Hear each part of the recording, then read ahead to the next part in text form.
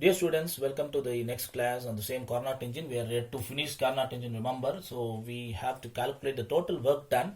Remember the last class we have calculated the total work done. W is equal to W1, W2 plus W3 plus W4, which means all the work done during two isothermal processes and also during two adiabatic processes are all summed up and written as here as net work done.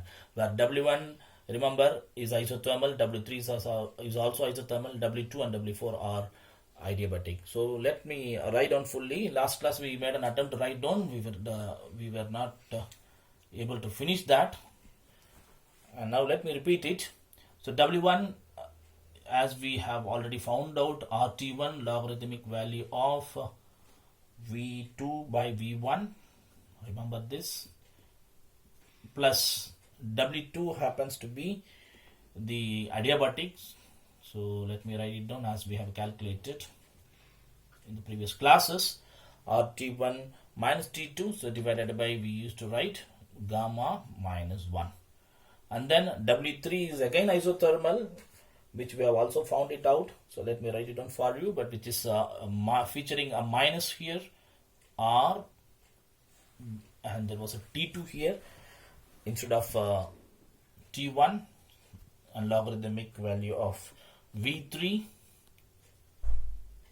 over V4.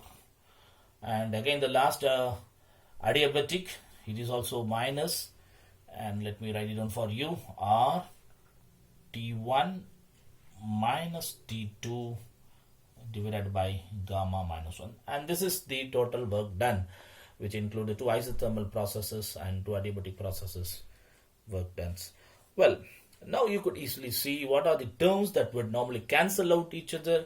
You will find here definitely the first and third term are not similar. They are not supposed to be cancelled out, but you can see the second and four are cancelling out as they appear similar. So RT1 and T2, this is RT1 and T2 divided by gamma minus 1, and they're all opposite. So we can say that they are cancelling each other. So let me write it down. The total or the net work done is RT1 log of V2 by V1, and we have here minus RT2 log of V3 by V4. So this is the total work done. We can call this as a particular equation. I have not assigned any equation number here. Remember, these are the four equations. Then it shall be called as equation number 5 here, right? Now we're going to make an important argument here based on the PV diagram. If you look at the PV diagram, you can see the point A and the point D, which is on, I would say, in this direction they are adiabatic, while if you look at the other point, you will find that B and C, the parallel points, are also adiabatic. So A, D and B and C on the adiabatic side, considering the points A and D. So I'm going to consider points A and D. So they are on the same adiabatic, right? Consider points A and D, and they are on the same adiabatic. So having said that A and D are adiabatic, and I'm going to introduce the adiabatic equation, which is very familiar to us. Let me write down for A. At the point A, the adiabatic equation shall be as simple as this: P1 V1 power gamma, which is equal to a constant K. Similarly, on the parallel side, I would write down the adiabatic equation for the point D, which is obviously P4 V4 power gamma, which is equal to K.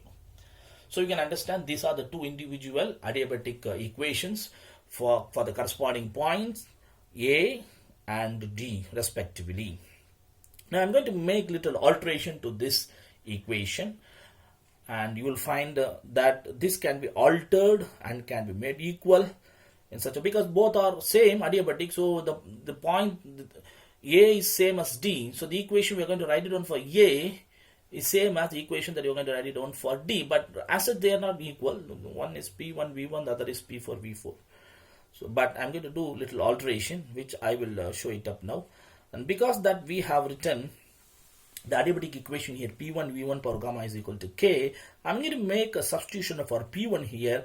So if you could write down the isothermal equation, because A is also, remember, it is also the point where isothermal curve is also proceeding towards B, AB. So therefore I'm going to write down the isothermal form of this equation at the point A.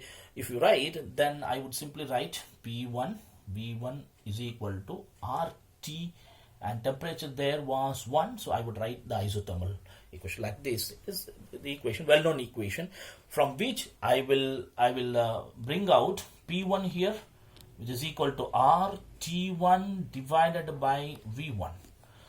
Now I'm going to, let us call this as equation 6, and let us call this equation 7. I'm going to substitute the 7 in 6 such that we can write a new equation, and this can be followed up in my following video.